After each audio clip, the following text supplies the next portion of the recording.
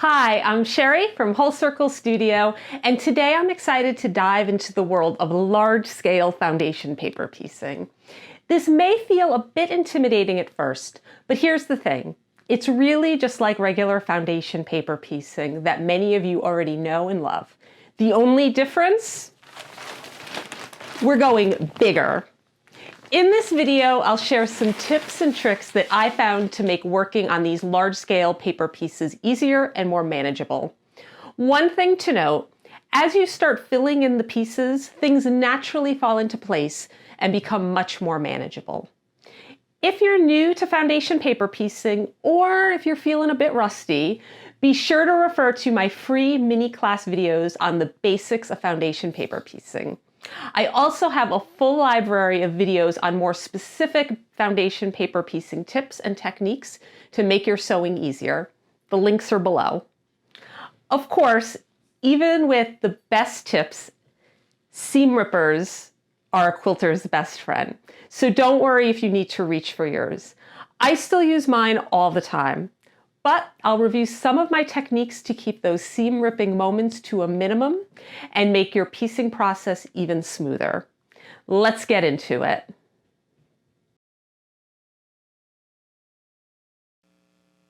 I first cut the pieces on the solid outer thinner lines, and then I used the diagrams shown in the preparation section of the pattern to know how to arrange the pieces.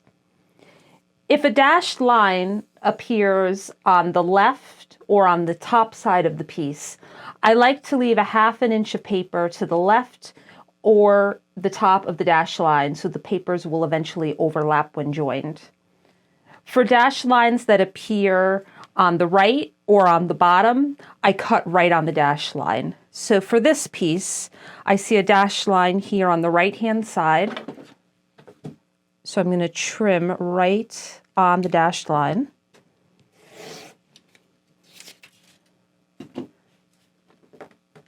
For this piece, the dashed line's on the left-hand side. So I'm going to position my ruler on the dashed line at a ½ inch, leaving an extra ½ inch of paper beyond the dashed line. I then like to assemble the pieces in horizontal rows, carefully aligning the X's, the lines, and the cut edges on the printed side of the paper. That way I'll never have tape touching the fabric, which will be on this side.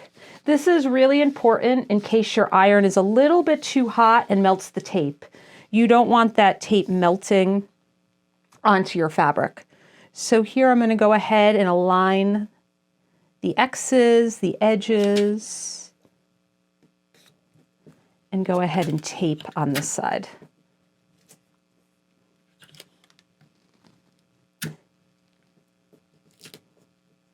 I find that having the overlap of paper on the edge makes my template less floppy, more rigid, and more accurate. If there are more than two pieces next to each other, like this paper piece here that's in a different block, here I assembled C1 to C2. I left a ½ inch of overlap. Same thing with C3 and C4. So once the horizontal rows are together, I then tape those rows together, again, carefully matching the X's and the lines.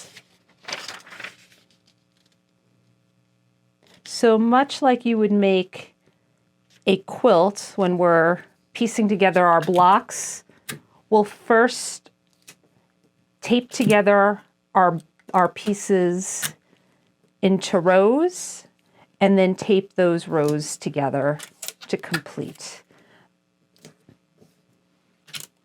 the paper piece.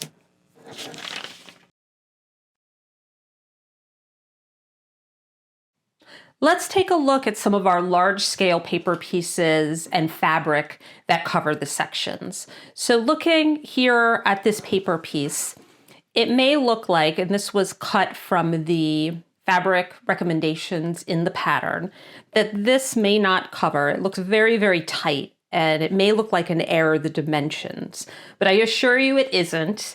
I want to show you a little bit about how the fabric requirements, what they're based off of, and how to arrange it. So first things first, here with paper piece M that I have here, I have section 1 covered with my first fabric. I just used some water-soluble glue to attach that. And I want to now add on section 2, which is this unshaded section.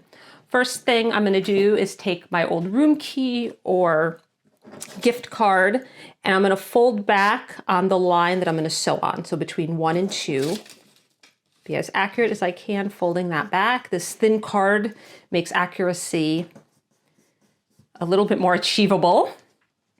And now what I want to do is I want to cut off the extra and just have the seam allowance here for my section 1, which is this dark gray fabric. I'm going to use my add a quarter. Of course, I could use plain acrylic ruler, just measuring 1/4 of an inch from that folded line to the edge. And then I can get rid of that scrap. And now what I'm going to do is, I know section 2 is all here, is this section here. First, I'm going to take my fabric that I want to cover section 2 with. I'm not going to worry about arrangement or orientation. I'm just going to take the correct side of this fabric, covering section 1, and have it touch the correct side of this fabric for section 2. Here I can align the raw edges, since I cut off for the seam allowance for this. And I know that, again, because we're working in reverse here, for section 2, once it's folded back, if this entire section 2 is on top of where the fabric for section 2 is, I know after I sew it, everything will flip into place. So here I could see this little corner is off, which is part of section 2, is off the fabric. So I'm going to shift this over. And I could see here, section 2 is here. And all of that is on top of the fabric I want to use for section 2, so I know I'll be okay. I have all the dimensions in my patterns like this, just so it's very easy to align and visually look at. You may have first thought maybe, oh, I'm going to do this because it's longer. This obviously wouldn't work because the paper, we're just going to base it off of aligning the raw edges. I could see if I did this, it would not work because section 2, when it's folded back, is off the fabric. So sometimes with some of these fabric cuts for our sections, we may just have to rotate things to get them to fit. But here again, I'm going to align the edges. I'm going to look, and I could see that section 2 is totally on top of this new fabric. Again, and it's face up. Before I sew, again, I don't want anything to shift between here and the sewing machine. I know I'm going to have to open it up to sew on the line, so I'm just going to open it up right now, hang on to everything very carefully, and I'm going to pin. And this will ensure that nothing shifts between here and the sewing machine. If I wasn't quite sure as I was pinning, maybe I got a disruption or something moved a little, I can always fold this back and make sure, and I do see that everything is entirely covered. So I can now confidently open that, sew along that line. Once it's sewed, if anything did shift a little bit and I have more than 1/4 of an inch here, I would just go ahead and trim that off after it's sewn. And then flip everything open, give it a good press, and I can move on.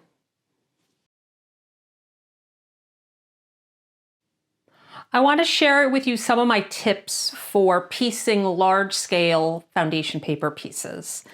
And this might look a little awkward and challenging to do, but if you go into it with just a few tips and tricks, and that it's just like paper piecing, regular foundation paper piecing, you'll do great. So the first thing just to remember is any dashed lines and indicators like this H1, H2, H3, H4 that we use to join the paper piece, we're now just going to ignore. This whole thing is paper piece H, and the small numbers in the circle, 1, 2, 3, 4, are our sections. So we're going to ignore the dashed lines and the H1, H2, H3, H4. The next thing I like to do is attach the fabric that's going to be in section 1, the very first section, to the back side with a little bit of water-soluble glue. So here I have the correct side of the fabric facing out, since this is the front of the block, this is the back of the block. And then what I like to do is, taking an old room key or gift card, is I'm going to fold back on this line between H1 and H2. That's the line I'm going to sew on to attach paper piece or the fabric for section 2. So here I'll just put it right on the line, fold back. I like using these thin cards versus an acrylic ruler because I'm a little bit more accurate with folding right on that line. And then once I do that, once I get that fold, I am going to trim my 1/4 inch seam allowance from the fabric that's already attached. In this case, it is the glued piece for section 1. Here I'm going to use my adder ruler 1/4, but you can also just use an acrylic ruler, just a 1/4 of an inch away from the fold, making sure you're never cutting through the paper. It was pretty close, but just getting rid of that. This will make the next step a little bit easier. Before I get to the next step, the other thing that I like to do is, just so that I know that my fabric for my next paper piece will indeed cover the full section after it's sewed, is I like to make little indicators on the back side of the fabric for where that section is. In this case, it's section 2. So it might be a little bit awkward. So along the line, I could see section 2 goes off the piece of the paper. So no need to make a line on the back side. For here, section 2 goes right to here.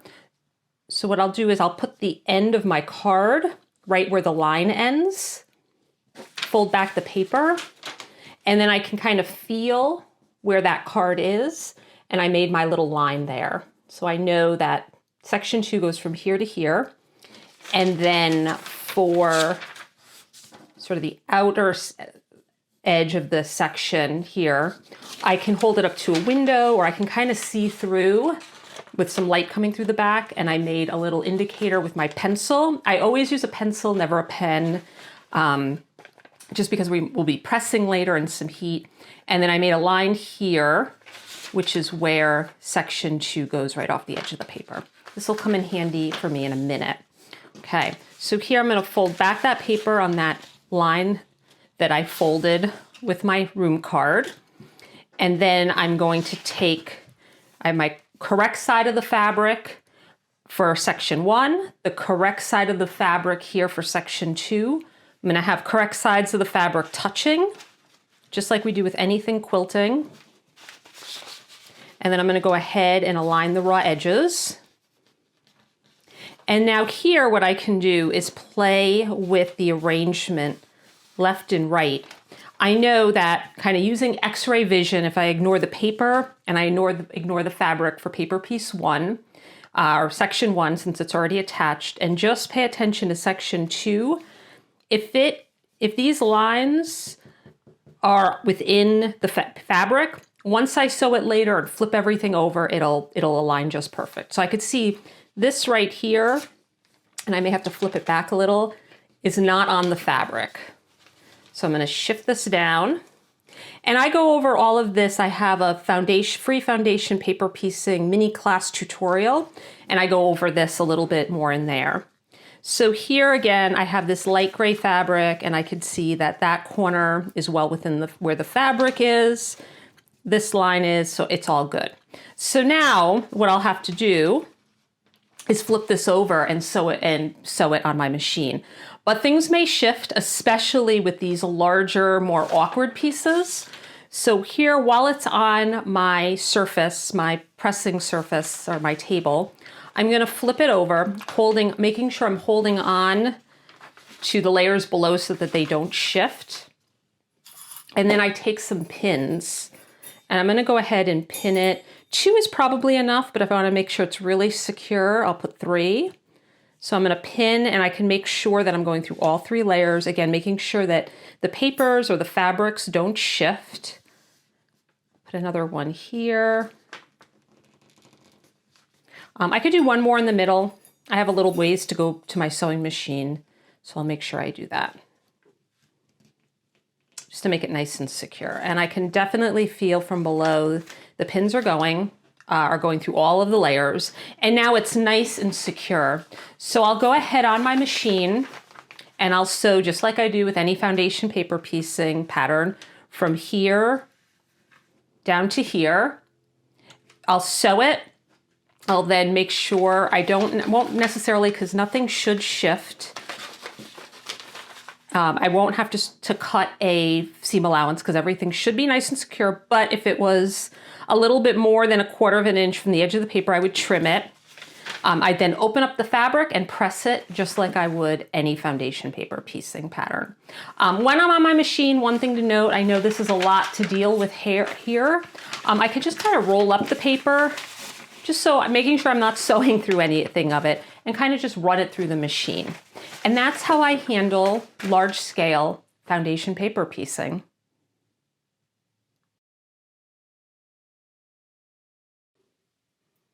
Let's take a look at another example of positioning our fabric so that it covers the section we want it to. So here I have a paper piece with section 1 covered. I glued the fabric to the paper covering section 1, and section 2 is this inside section right here. So first off, I'm going to take my trusty old hotel room key and fold back on the line between 1 and 2, since that's what I want to sew on in a few minutes. So I'll fold this back. And then I will take my pencil and I'm going to position the end of the room key at the end of the line here. And I can kind of feel where the edge of the room key is, and I'm going to make a mark. And I'm going to do the same thing at the end of the other line that I'm going to be sewing on, which is right here. Going to feel. And now holding it up to a window or a light source, I could kind of see it right here. Let me hold this up. I am going to put on the wrong side of the paper an indicator here and here, and that will allow me to see when I flip it over where my section is. So I'll hold it up to the light for a minute, off camera.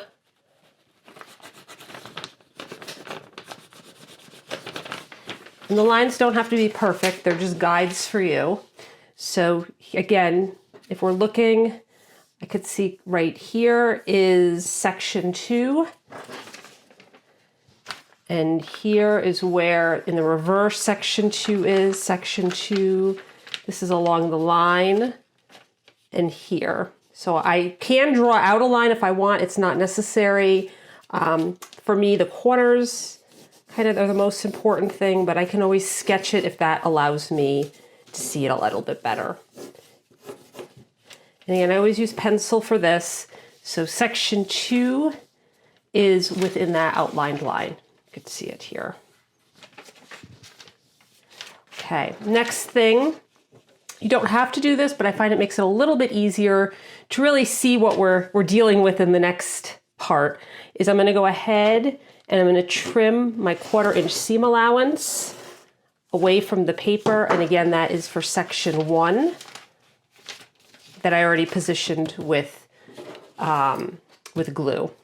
Now I'm going to take the fabric that I want to use for section 2, what I just marked out. I'm going to see this is the incorrect side of the fabric, the correct side of the fabric. Just going to place that down, and right now all I'm going to worry about is putting correct side of the fabric to correct side of the fabric, just like we would with any sewing project. So correct side to correct side. I'm now going to align the 2 raw edges, and here is where I'm going to use my X-ray vision. I'm going to ignore the paper that is attached to section 1, and I'm going to ignore the section 1 fabric. And this bubbly fabric is what I want to make sure is within the lines of my section 2 that I drew out. So I could see here, I might have to fold it back. It's hanging off the edge a little bit off of that bubbly fabric. So I'm just going to shift it down. And again, the raw edges can be, you can always trim that up. They don't have to be super aligned. Just again, getting rid of that extra fabric that we don't need makes this part a little bit easier. And I could see here the edge of the line is covered by that bubbly fabric, fabric 2. This point right here is within the bubbly fabric. Again, I want to ignore fabric 1. This point right here is within it. And again, I also, when I'm looking at the points, I want to make sure there's at least 1/4 of an inch, a little bit more beyond. So we'll go through that again. Quarter here, this point, it covers, and there's 1/4 of an inch beyond of the fabric. This point, the fabric is within that constraints, and there's at least an extra 1/4 of an inch. And that line right there, it goes beyond 1/4 of an inch. So I know that that is good to sew.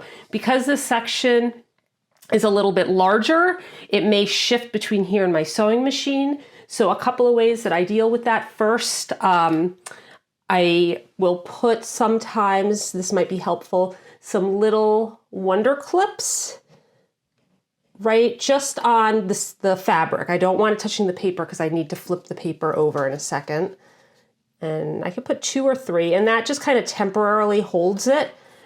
And then I'm going to open up the paper, and this is what I'm going to have to bring over to the machine. So I can try this. Sometimes a little bit of extra security I find is helpful. So here I'll take just a straight pin, and I'm going to slide it, making sure I could feel it going through the paper and both layers of the fabric that are below it. And I can add in 2 or 3. I like to put these perpendicular to the line that I'm going to be sewing along.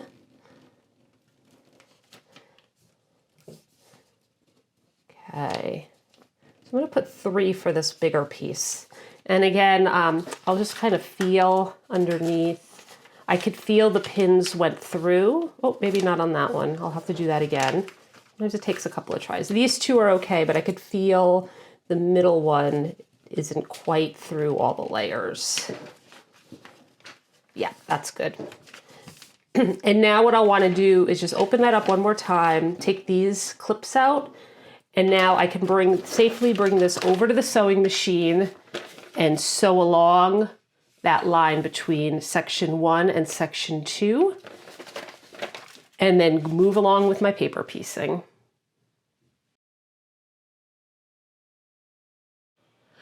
Let's review some tips for joining large-scale paper pieces. I approach this with the same strategies as smaller paper pieces, but sometimes it's helpful to see it in progress. So first things first, I want to join this piece to this piece, and I'm going to put them correct sides together. And then the next thing I do is I want to grab my pins, and for pinning, I find that I'm way more accurate and get better results when I use super fine pins, and that's what I have here. I will put a link to the brand that I like below. The next thing I do is I'm going to look to see anywhere if there's any critical alignments, seams that I want to match dead on between this piece and this piece. Sometimes that's indicated on patterns with 2 dots. In this particular, these 2 giant pieces, I don't have any critical alignments, but let me show you what that would look like if I did. First thing, and again, this really works best if you have a super thin pin that's not bent in any way for this first part. I have a bad tendency to run them over sometimes. I should replace some of these pins. Let me get the straightest pin I can. This one looks pretty good. So what I would do then is say I want this seam right here to align with a specific seam here. I'll go ahead and put the pin through the paper side and bring it to the back, and that's not quite on the seam. It's a little bit to the left of the seam. So I'm going to try that again. Sometimes this takes more than one try. And then what I'll do is go ahead and match it up with the seam that I want it to align to. And again, these aren't actual alignments for these two particular pieces, but I wanted to show you what it would look like if you were aligning two seams. And then I'm going to bring it up. I'm not quite 1/4 inch. I want to make sure that it's right on the seam, and then also this kind of split that'll happen right on the line. And then what I'm going to do, and again, it's a little bit more challenging, this part, but not impossible with the large pieces. We're just kind of wrestling things around, but you could do it, is I'm going to push the pin forward. I'm going to make sure that the raw edges are aligned and that the pin is perpendicular. You don't want it off to the left or to the right. You want it straight out. That way we know those two seams are well aligned. And then I'm going to go ahead and take 2 more really thin pins, and I'm going to pin with that pin perfectly perpendicular. I'm going to pin to the left and to the right of the pin. And that really just locks it in. This one here, I got a little bit too far away. I like to get a little bit closer, just so I'm more accurate. It's closer to the seams that I want to align. And once those are locked in, I'm going to go ahead and, very important, make sure I take this pin out. Otherwise, it's going to get locked up in my machine. And that is if I want 2 specific seams to be well aligned. I'll start with those alignments first in pinning, and then I'll move on from there. For this particular one, those are not the correct seams, so I'm just going to pull this out. And for this one, because I don't have any critical alignments or things that I really want to be near each other, it's just kind of, it is what it is. I'm gonna then first start with the ends. So again, I would start with anything I want aligned, and then after that, I'm gonna go end to end. So what I like to do is, again, this works really well if you have very super thin pins that are straight. And all pins are thin, but super fine or super thin. And these I like because they don't bend easily. Again, unless I run them over with my sewing machine, which we'll try not to do. So I'm going to start with one end, and I like to put it right on the corner. So it's that I know is 1/4 inch this way, 1/4 inch that way. And then I'm going to align it with the other corner that I want to sew it to. Sometimes it takes a couple of tries. Got it here, great. And then what I like to do is, again, push it through, make sure it's perpendicular, it's not leaning. That way I know it's well aligned, that corner. And then I'm gonna go ahead and pin the 2 pieces together. For the ends, what I like to do is actually put a pin this way and then put another one in at sort of a 90-degree angle. I find that this helps really lock that corner in, and the 2 pieces won't kind of flop apart or come apart before I put it in the machine. They'll stay nice and aligned. And then, of course, I want to take this pin out so it doesn't get caught up in my machine. And then I'm going to move on over to the end of my very long piece. Again, may just take a little bit more sort of wrestling around with this bigger pieces, but you could do it. Just show them who's boss. We're going to, again, put a pin in right at the end of this line that I'm sewing along. And I'm going to match it up right here. We actually do. It happens to be on a seam, this end.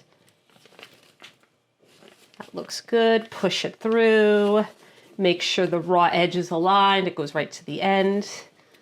And then I'm going to pin the 2 pieces together.